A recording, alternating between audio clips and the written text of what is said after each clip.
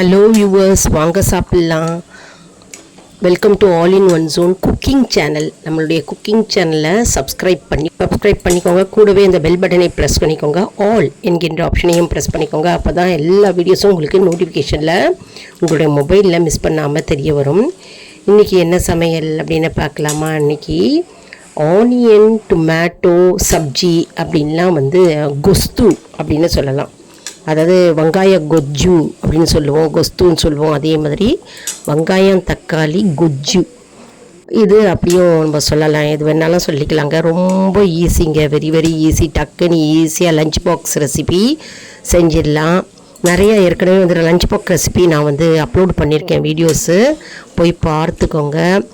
ரொம்ப ஈஸிங்க. இது நிறைய பேர் செஞ்சுருப்பீங்க, வீட்டில் செஞ்சுட்டே இருப்பீங்க கூட. எப்போவுமே சாம்பார், ரசம், அப்புறம் புளிக்குழம்பு, அப்புறம் கூட்டு, இதுவே செஞ்சு நமக்கு அலுத்து போயிடும் இல்லையா? நம்ம பிள்ளைங்களும் அதையே சாப்பிட்ணுமே அப்படின்னு அலுப்பாக கேட்பாங்க. ஏதாவது டிஃப்ரெண்ட்டாக பண்ணித்தாங்களே அப்படின்னு கேட்பாங்க பிள்ளைங்க. எல்லாருக்கும் டிஃப்ரெண்ட்டாக பண்ணால் தானே ரொம்ப பிடிக்கும் இல்லையா? இப்போ நம்ம இது பண்ணுறது தக்காளியும் வெங்காயம் போட்டிருக்கோங்க. இது இந்த ரெசிபி பார்த்திங்கன்னா நம்ம தோசைக்கு தொட்டுக்கலாம், சப்பாத்தி, பூரி, அப்புறம் உப்புமா செஞ்சால் கூட உப்புமாவில் தொட்டுக்கலாங்க. அப்புறம் சாதம், வெண்பொங்கல் இருக்குது பார்த்திங்களா? வெண்பொங்கலுக்கும் நம்ம பண்ணி சாப்பிட்லாம் தொட்டுக்க. ரொம்ப ஈஸிங்க. இப்போ நம்ம வாண்டியில் கடுகு, உளுத்தம்பருப்பு, மிளகாய் வற்றலை கிள்ளி போட்டுருக்கோம். அப்புறம் தக்காளியை இந்த மாதிரி கட் பண்ணி வச்சுட்டுருக்கோம். நல்லா அலம்பிட்டு அதில் மஞ்சப்பொடி 1/4 ஸ்பூன் போட்டுருக்கோம். உப்பு, கல் உப்பு நான் போட்டுருக்கேன் தேவையான அளவு. அப்புறம் மிளகாய்த்தூள் அது 2 ஸ்பூன் போட்டுருக்கேன். பெருங்காயம் போட்டுருக்கேன். உங்களுக்கு ஏற்ற காரமும் உப்பும் கூட்டி குறைச்சிக்கணும். அப்புறம் மிளகுத்தூள், பெப்பர் பவுடர் இருக்கு இல்லையா, அதை நான் போட்டுருக்கேன். இப்போ இதெல்லாம் போட்டு நம்ம செட் பண்ணிட்டோம். இப்போது அடுத்தது வெங்காயத்தை பொடியாக நறுக்கி வச்சுட்டுருக்கோம். இஞ்சியும் நம்ம போட்டுக்கணும். இஞ்சி தோலை சீவி துருவி நம்ம போட்டுக்கணும். கேஸ் இருக்காது, வாய்வு தொல்லை அண்டாதனால இஞ்சி எல்லாத்துக்குமே சேர்த்துக்கணுங்க. பூண்டு பிடித்ததுன்னா பூண்டை தோலை உரித்து பூண்டை நம்ம இதோட சேர்த்துக்கலாம். நான் இஞ்சி தான் போட்டுருக்கேன். இப்போது நம்ம பட்டை ஒரு 2 பட்டை, 2 கிராம்பு, 2 ஏலக்காய், அப்புறம் சீரகம் 1 ஸ்பூன் போட்டுருக்கேன். கம்முன்னு வாசனையாக இருக்குங்க. அதனால் இதெல்லாம் இந்த பொருட்கள் சேர்த்துட்டா நல்லாயிருக்கும். இப்போது நம்ம வெங்காயத்தை போட்டு கோல்டன் ப்ரௌனில் நம்ம வதக்கிக்கணும். ஆயில் தாராளமாகவே விட்டுக்கலாம். நல்லா ஒரு கரண்டி அளவு எண்ணெய் ஊற்றிக்கலாம். குக்கிங் ஆயில் போட்டுக்கலாம். அப்புறம் நம்ம தக்காளி எடுத்து வச்சுட்டுருக்கோம் இல்லையா, அந்த தக்காளியே சேர்த்துக்கிறோம். அதில் சேர்த்துட்டு எல்லாத்தையும் ஒன்றா நம்ம போட்டு கிளறிக்கிறோம். அடியிலேருந்து கீழேருந்து மேல் வரைக்கும் கிளறி கொடுத்துக்கிறோம். மூடி போட்டு வச்சா நம்மளுடைய அருமையான தக்காளி கொஸ்து இல்லை டொமேட்டோ ஆனியன் சப்ஜி ரெடி. சாதத்துக்கும் பிசைஞ்சு சாப்பிட்லாம். சாதம் போட்டுட்டு அதில் நெய் ஊற்றிட்டு நம்ம இதை போட்டு பிசைஞ்சு சாப்பிட்டா அப்பா கேட்கவே வேண்டாங்க, அவ்வளோ சுவையாக இருக்கும். நம்ம ஆடட் ஃப்ளேவருக்கு நம்ம என்ன பண்ணணும்னா, வெல்லம் அப்படின்லாம் நாட்டு சக்கரை ஒரு 1/4 ஸ்பூன் போட்டுக்கலாம். வெல்லம் ஒரு சின்ன ஒரு கட்டி துண்டு அதை போட்டுக்கலாம். எக்ஸலண்ட்டாக இருக்குங்க. அப்படியே உப்பு காரம் எல்லாம் திட்டமாக இருக்கும் உங்களுக்கு.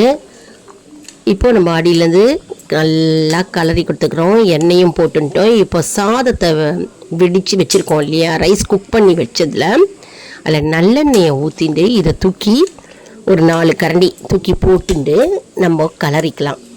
ரைஸில் கலரிண்டா நமக்கு தக்காளி tomato onion sabzi rice ready or கொஸ்து ரெடி. நல்லா கொதிக்க வச்சோன்னா நம்மளுக்கு அந்த பச்சை வாடை அந்த எல்லாமே போயிடும். இது 2 நாள் 3 நாள் கூட வச்சு சாப்பிட்லாம். இப்போ நாளைக்கு ஆஃபீஸு, காலேஜு, ஸ்கூல்லாம் போகிறீங்க அப்படின்னா முதல் நாள் செஞ்சு வச்சுக்கலாம். ஒரு பாட்டிலில் போட்டு வச்சுக்கலாம். காலையில் ரைஸ் மட்டும் செஞ்சுட்டு அந்த ரைஸில் இதை போட்டு நல்லா அப்படியே கலந்து நம்ம சாப்பிட்லாம். பிள்ளைங்களுக்கும் கையில் கொடுத்து அனுப்பலாம். கையில் கொடுத்து அனுப்பும்போது நீங்கள் ஒயிட் ரைஸ் தனியாக ஒரு டிஃபன் பாக்ஸில் கொடுத்துட்டு பாட்டிலில் நீங்கள் ஒரு ஏர்டைட் கண்டெய்னர் பாட்டில் வச்சுக்கோங்க. Office R college what ever it maybe, அதில் நீங்கள் இந்த சப்ஜியை போட்டு கொடுத்து அனுப்பலாம். ஸோ இது கூட தொட்டுக்கிறதுக்கு சைட் டிஷ் என்னென்னா சிப்ஸு, நேந்திரங்காய் சிப்ஸு எக்ஸலண்ட்டாக போகும். அப்புறம் வந்து உருளைக்கிழங்கு சிப்ஸு ரொம்ப நல்லாயிருக்கும். அப்பளம் வச்சுக்கலாம், வடகம் வச்சுக்கலாம், அப்புறம் ஜவ்வரிசி வடம் வச்சுக்கலாம். ரொம்பவே அருமையாக இருக்குங்க தொட்டுன்ட்டு சாப்பிட. ஏன்னா ஃப்ரைட் ஐட்டம்ஸ் தொட்டுன்னு சாப்பிட்டா எக்ஸலண்ட்டாக இருக்கும், ரொம்ப ஜோராக இருக்கும். இந்த தக்காளி சாதம் அப்படின்னு சொல்லலாம். நீங்கள் வந்து பச்சை மிளகா கூட போட்டுக்கலாம். நான் வந்து சிகப்பு மிளகா போட்டு தாளித்து கொட்டின்னு இருக்கேன். நீங்கள் பச்சை மிளகா கூட போட்டுக்கலாம். அப்புறம் கொத்தமல்லி கருவேப்பிலை கார்னிஷிங் போட்டுக்கணும். இப்போ நம்ம எல்லாத்தையுமே போட்டுட்டோம். மிளகு தூள் ஏன் போட்டுக்கிறோன்னா அந்த காரத்துக்கு காம்பன்சேட் பண்ணுறதுக்கு ரொம்ப நல்லாயிருக்கும் மிளகுத்தூள் ஜஸ்ட்டு ஒரு 1/4 ஸ்பூனுக்கு குறைவாக தான் மிளகுத்தூள் போட்டுருக்கோம். ரொம்ப அருமையான தக்காளி சப்ஜி ரெடி ஆகிடுது. அதாவது இது லஞ்ச் பாக்ஸ் ரெசிபி அப்படின்னு நம்ம சொல்லலாம். மற்றும் நம்ம வந்து லஞ்ச் பாக்ஸ் ரெசிபி அப்படின்னா நிறையா இருக்குங்க. வீட்டில் லெமன் எப்போவுமே வச்சுக்கோங்க. இதெல்லாம் வந்து உங்களுக்கு ஒரு டிப்ஸு. அதாவது பிள்ளைங்க ஸ்கூலு காலேஜஸ் போவாங்க, நம்மளும் வந்து ஆஃபீஸ் காலேஜ் போகிறவங்க இருப்பாங்க இல்லையா, எப்போவுமே வந்து ஃப்ரிட்ஜில் உங்கள் வீட்டில் லெமன் வாங்கி முன்னாடியே வச்சுக்கோங்க. அப்புறம் தேங்காய் வாங்கி வச்சுக்கோங்க. இப்போ என்ன ஆகுனா திடீர்னு நம்ம காலையில் எழுந்துக்க முடியல, டயர்டாக இருக்குது, அலுப்பாக இருக்குது எழுந்துக்க, அந்த மாதிரி இருக்கிறவங்களுக்கு வந்து என்ன பண்ணணும்னா ரைஸ் குக் பண்ணிவிட்டு கோகோனட், அதாவது தேங்காய் சாதம் கலந்து கொடுத்துடலாம் டக்குன்னு ஈஸியாக. அதே மாதிரி எலுமிச்சம்பழம் சாதம் கலந்து கொடுத்துடலாம். இந்த தக்காளி கொஜ்ஜு வந்து முதல் நாளே நீங்கள் செஞ்சு வச்சுக்கலாம். தக்காளி இருக்க வேண்டிய பொருள் எப்போவுமே வீட்டில் தக்காளி. ஸோ வெங்காயம் இதெல்லாம் இருக்க வேண்டிய பொருள். வெங்காயம் வச்சுக்கோங்க, ஏற்கனவே ஸ்டாக் வச்சுக்கோங்க, வாங்கி வச்சுக்கோங்க. ஏன்னா வெங்காயத்தை வந்து நீங்கள் பிரட்டிட்டு கடுகு உளுத்தம்பருப்பு மிளகாய் வற்றல் போட்டுட்டு தாளித்து கொட்டிட்டு எண்ணெய் ஒரு 2 கரண்டி போட்டுட்டு கருவேப்பிலை பெருங்காயமும் போட்டு தாளித்து கொட்டிக்கோங்க. வெங்காயத்தை நல்லா பெரிய வெங்காயமோ சின்ன வெங்காயமோ அலம்பி நறுக்கி எடுத்து வச்சுட்டு நல்லா போட்டு வதக்கிட்டு உப்பு மஞ்சத்தூள் பெருங்காயம் போட்டுக்கோங்க. எக்ஸலண்ட்டாக இருக்குங்க. அப்படியே வெங்காயம் பிரட்டல் ரைஸ் அது மேலே போட்டு கலந்துக்கலாம். ரைஸில் வந்து நல்லெண்ணெய் 1 ஸ்பூன் போட்டுட்டிங்கன்னா பொலன்னு ரைஸ் வரும். 1-2 ஒட்டாமல் வரும். அப்போ தான் வந்து ரொம்ப ஜோராக இருக்கும். இந்த மாதிரி கலந்த சாதம் மிக்சட் ரைஸ்க்கெல்லாம். குழைவாக ரைஸ் இருந்ததுன்னா நல்லாவே இருக்காது. அது சாம்பார் சாதத்துக்கு தான் போகும். குழைவாக ரைஸு பொலன்னு இருந்ததுன்னா இந்த மாதிரி ரைஸ்க்கு போகும். ஸோ நமக்கு வந்து ஆனியன் ரைஸ் ரெடி ஆகிடுது. இப்போ நான் சொன்ன மாதிரி எப்படி செய்யணும்னு சொல்லி கொடுத்துருக்கேன். டக்குன்னு செஞ்சிடலாம். அதெல்லாம் லஞ்ச் பாக்ஸ் ரெசிபி. அப்புறம் இந்த டொமேட்டோ அப்படின்றது முதல் நாள் செஞ்சு வச்சுக்கலாம், அதுவும் lunch box recipe. Lemon rice அப்படின்றது ஏற்கனவே நான் அப்லோட் பண்ணியிருக்கேன், உங்களுக்கும் தெரியும். லெமன் ரைஸ் வந்து டக்குன்னு ஈஸியாக செஞ்சு கொடுத்துடலாம். கோகோனட் ரைஸ் அப்படின்றது முதல் நாளே கூட நீங்கள் வந்து வானிலையில் 2 கரண்டி எண்ணெய் ஊற்றிக்கோங்க. கடுகு உளுத்தம்பருப்பு கடலைப்பருப்பு தாளித்து கொட்டிக்கோங்க. மிளகாய் வற்றல் கிள்ளி போட்டுக்கோங்க. அப்படி இல்லைனா பச்சை மிளகாயை கிள்ளி போட்டுக்கோங்க. பெருங்காயத்தை போட்டுக்கோங்க. போட்டு பொன்னிறமாக வறுத்த உடனே அதில் கருவேப்பிலையை போட்டுக்கோங்க.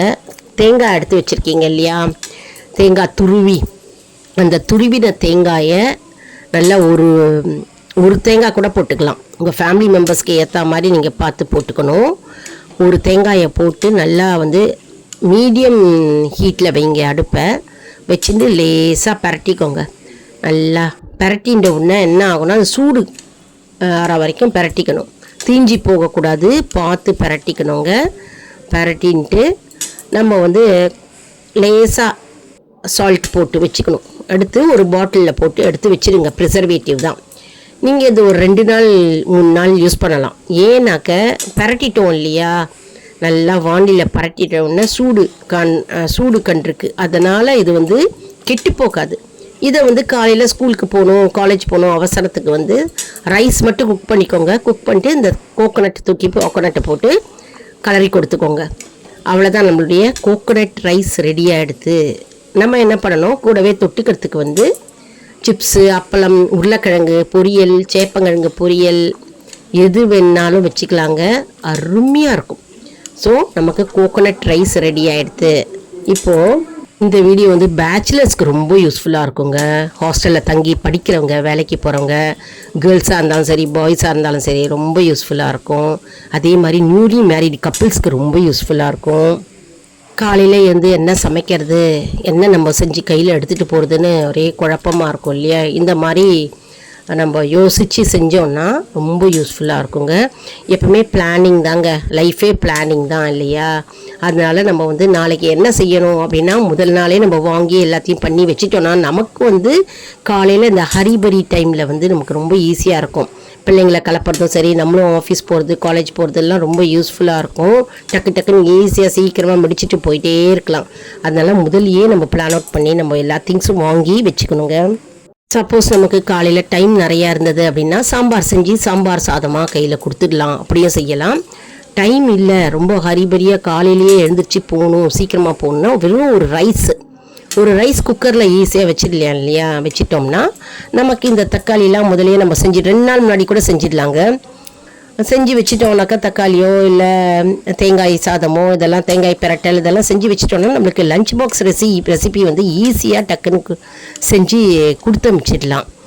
அதனால தான் வந்து இந்த quick and easy cooking method tips இதெல்லாம் நான் வந்து ஷேர் பண்ணியிருக்கேன். இந்த வீடியோவில் நிறைய வீடியோஸ் வந்து போட்டிருக்கேங்க, ஈஸி டிப்ஸ் போட்டிருக்கேன், போய் பாருங்கள். சப்ஸ்கிரைப் பண்ணுங்கள் அவசியம். இந்த வீடியோ யாரெல்லாம் பார்க்குறீங்களோ, நிறைய வீடியோஸ் வந்து வந்துக்கிட்டே இருக்குங்க. ஷார்ட்ஸ்லேயும் நிறைய வீடியோஸ் போட்டிருக்கோம், அப்லோட் பண்ணியிருக்கோம், லாங் வீடியோஸும் இருக்குது. டக்குன்னு ஈஸியாக எப்படி குவிக்காக சமைச்சிட்டு நம்ம வேலையை முடிச்சுட்டு போகலாம் அப்படின்னு தான் நம்ம வந்து பார்க்கணும். ரொம்ப நேரம் கிச்சனில் இருக்கிறதுக்கு சில பேர் விரும்ப மாட்டாங்க இல்லையா? பண்ணிக்கிட்டே கிச்சனில் இருக்கணுமேனு அதுவே ஒரு வெறுப்பு, அதுவே ஒரு ஸ்ட்ரெஸ்ஸாக இருப்போம் லேடிஸ் நிறையா பேர். அதனால் ஈஸி குக்கிங் தான் நமக்கு வந்து கை கொடுக்கும். வயதானவர்களாக இருந்தாலும் சரி, இந்த மாதிரி செஞ்சிட்டாங்கன்னா ஈஸியாக இருக்குங்க. இப்போ லீவ் டைம் அப்படின்னா நம்ம நிதானமாக மெதுவாக குக்கிங்கில் கான்சன்ட்ரேட் பண்ணி பண்ணலாம். Working days Monday to Friday வந்து வெரி ஹார்ட் இல்லையா? அப்போ டக்குன்னு இந்த மாதிரி ஈஸியாக நம்ம செஞ்சு கொடுத்துடலாங்க. இப்போ வயதானவங்க இருந்தால் கூட நான் ஏற்கனவே சொன்ன மாதிரி முன்னாடியே செஞ்சு வச்சிட்டிங்கன்னா காலையில் வந்து செஞ்சிடலாம். ரைஸ் மட்டும் வச்சுட்டு நீங்கள் தொட்டுக்க எது வேணாலும் நம்ம வச்சுக்கலாம். ரொம்ப ஈஸியாக இருக்குங்க. இந்த வீடியோ உங்களுக்கு ரொம்பவே யூஸ்ஃபுல்லாக இருக்கும் அப்படின்னு நான் நினைக்கிறேன். இந்த வீடியோவுக்கு ஒரு லைக் கொடுங்க, இதை மற்றவர்களுக்கும் ஷேர் செய்யுங்கள், அவர்களும் பலனடையட்டும். மேலும் ஆல் இன் ஒன் ஜோன் அன்பர்களுக்கு ஒரு அன்பான வேண்டுகோள், நம்முடைய கம்யூனிட்டி போஸ்ட்டில் கேள்வி பதில் நேரம் வருங்க, அந்த கேள்விகளுக்கு பதில் தாங்க. இதன் மூலம் நமக்கு வந்து குக்கிங்கில் நமக்கு எவ்வளோ ஆர்வம் இருக்கிறது, எவ்வளோ நாலேஜ் இருக்குது அப்படின்னு நம்ம தெரிஞ்சுக்கலாம் இல்லையா? அதனால் நிறைய பேருக்கு இந்த வீடியோவை ஷேர் பண்ணுங்க. நன்றி, வணக்கம்.